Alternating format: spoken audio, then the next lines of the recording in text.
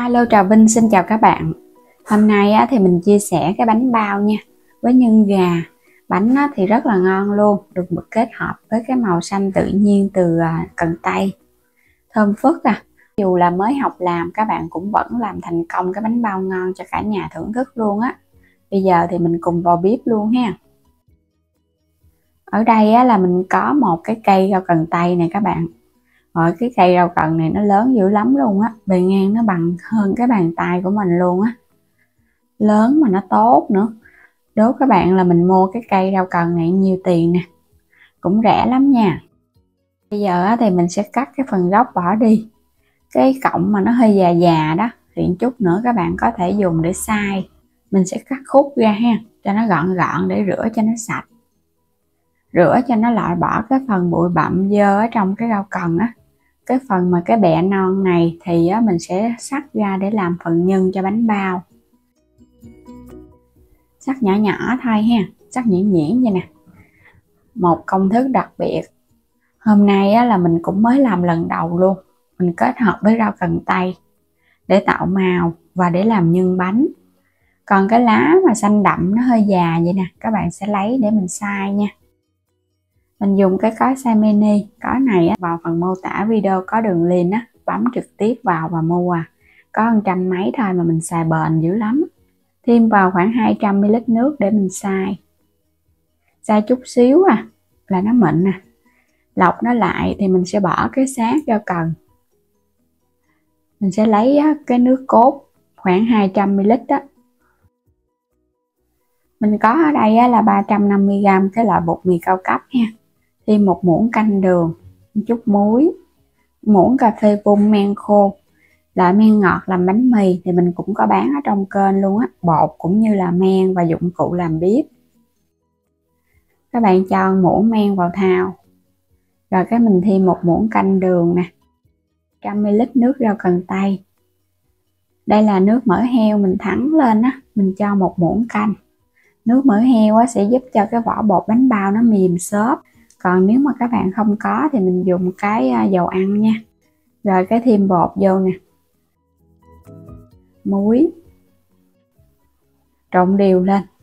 Mình dùng tỷ lệ ở đây là 2 chén dung bột và gần 1 chén nước rau cần tây. Nếu mà không có cân thì các bạn cứ lường bằng chén. Cứ trộn đều ha, rồi cho nó quyện thành khói. Cái nước rau cần nếu mà các bạn thích đậm thì mình chọn cái lá nó già và mình xay nhiều một chút. Nhưng mà đậm quá là nó sẽ bị hăng mùi, nên là các bạn làm cũng vừa vừa thôi ha. Rồi bây giờ sẽ ủ 1 tiếng rưỡi đồng hồ. Làm nhân bánh thì mình có cái nạc ức gà nè, mình dùng ở đây 300g. Thái hết cái phần da và xương vỏ. Các bạn sẽ xắt ra sợi sợi cho nó nhỏ nhỏ, đều đều vậy nè. Mình dùng cái nạc gà thì ăn nó cũng ngon. Rồi cái mình xắt lại cho nó vuông vuông hạt lựu. Mình xắt xong hết rồi nè. Dùng tiếp một củ hành tím ha, các bạn xắt nhỏ nhỏ ra, cho vào trong chảo dầu ăn, phi thơm phần hành tím cho nó dậy mùi thơm lên. Rồi cái mình cho cái phần thịt nạc gà vô để xào. Mình làm cái phần nhân hôm nay giống như là thịt xá xíu vậy đó, nên là mình xào cho nó săn thơm, cái cho cái phần hành tây vô. Nêm 1 muỗng cà phê hạt nêm, 1 muỗng cà phê đường, muỗng canh dầu hào, tiêu xay. Rồi trộn đều lên cái ha, cho nó quyện cái phần gia vị vào trong nhân. Mình pha cái nước bột năng để giúp tạo cái độ sệt. Các bạn pha vừa vừa thôi, mình cho từ từ vậy nè. Bột năng cùng với nước pha cho nó hơi sệt sệt, cái là trộn vô được rồi. Phần nhân của mình nó kết dính vậy là ngon. Mình tắt bếp luôn. Ủ bột được 1 tiếng rưỡi đồng hồ. Các bạn có thể kiểm tra, mình thấy bột nó nở gấp đôi á. Vậy là bột nó đã đạt rồi nè. Các bạn sẽ lấy bột ra ha. Mình ủ một bước duy nhất thôi. Ủ đến khi mà nó nở gấp đôi cái khối bột. Phủ chút xíu bột mì nữa rồi cái mình gập bột lại. Chia bột ra luôn. Cái bánh này là mình làm phần vỏ bột nó sẽ hơi mềm. Thì bánh mà các bạn làm bột mềm á, nó khó tạo hình, nhưng mà khi hấp xong cái bánh nó mềm ngon. Phủ chút xíu bột áo nữa rồi cái mình lặn cái viên bột ha. Bột này mình làm mềm ngon lắm nè. Nhưng mà nếu mà các bạn làm không quen á thì các bạn có thể giảm cái lượng nước rau cần lại chút xíu.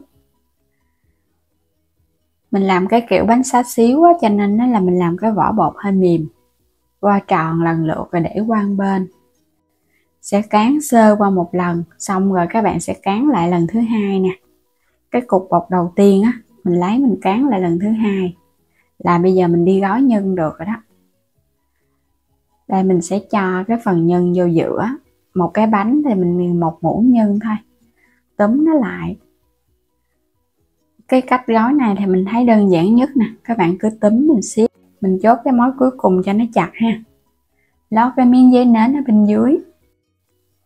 Mình sẽ làm thêm một cái nữa. Cái bánh bao truyền thống á, thì các bạn phải siết cái mép bột cho nó đẹp. Mình làm cái kiểu nhân gà này thì mình không có cần phải siết các mối cho nó đẹp lắm đâu. Mình chỉ cần túm cho nó sát thôi.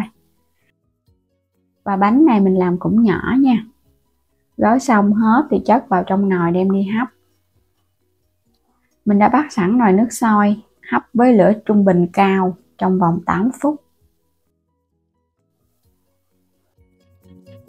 Đủ thời gian là bánh nó chín thì các bạn tắt bếp luôn ha, rồi cái mình hãy mở nắp nhẹ ra.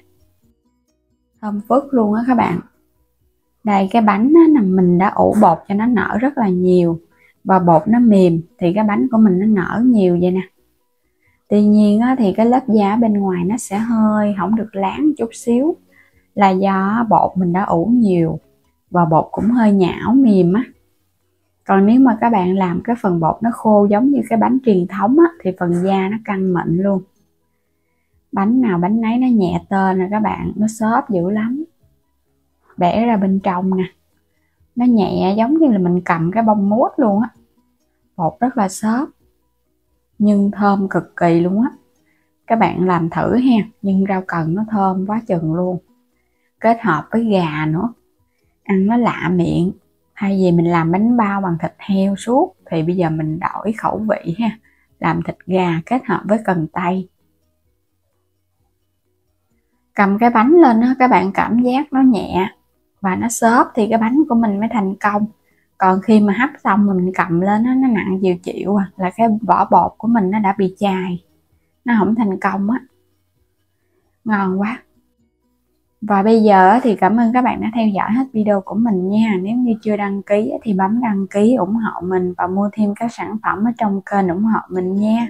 Xin chào tạm biệt và hẹn gặp lại các bạn ở những video tiếp theo.